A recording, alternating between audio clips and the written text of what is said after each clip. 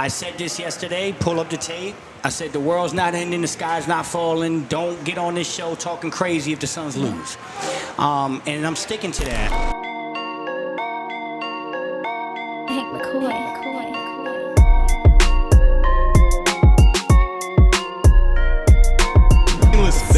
They played like dog shit today. They did.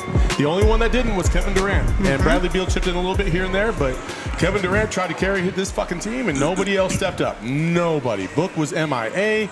Probably had one of his worst playoff performances that I can recall. And Beal did a little bit here and there, but just it didn't. They couldn't get any consistency from anybody else.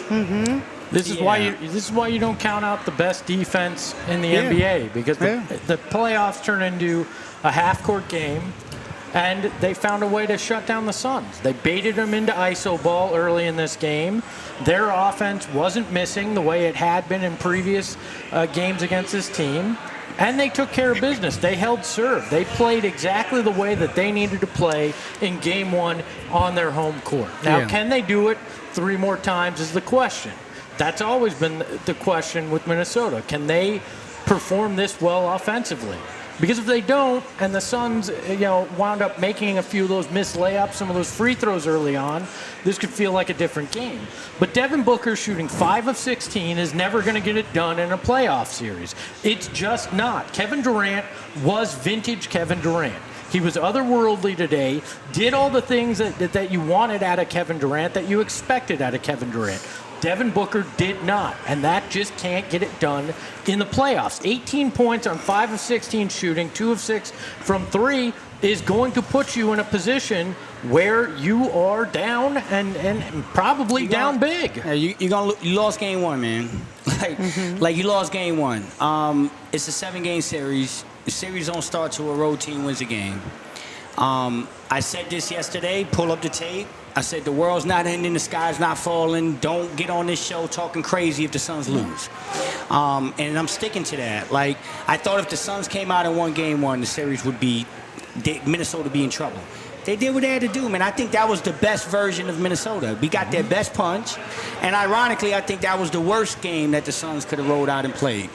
Now, if things balance out and Minnesota comes back to what they are offensively, because they're not that offensively. No. Nothing all season tells me they're that. No.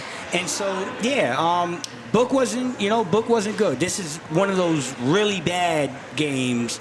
I saw one in the regular season where, he couldn't throw the rock in the Atlantic Ocean. It happens. Every NBA player goes through it. We're in the Pacific right now, Bob.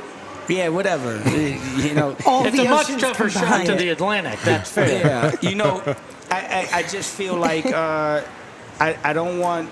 I'm not panicking at all. I think this was just one of those games. Minnesota had something. They had something to prove. They had a chip on their shoulder. Here's the thing: it's not necessarily panic. I think it's just that you can almost go up and down the line of any statistical category in this one and give the nod to Minnesota. Yeah. Like, I think that's what's the most frustrating. It was like top to bottom, they controlled this entire game. I'm not panicked. This is the playoffs. This is a team that was the number 1 seed in the West for a while. This is what I was talking about yesterday.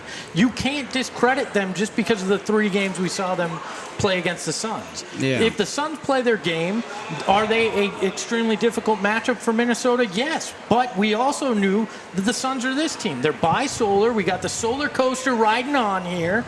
And that team that we didn't see against Minnesota showed up today against Minnesota. This is the problem why I was hesitant to go too crazy with the predictions. Because, bro, this is an NBA team. It's hard to beat a team 4 times in a row.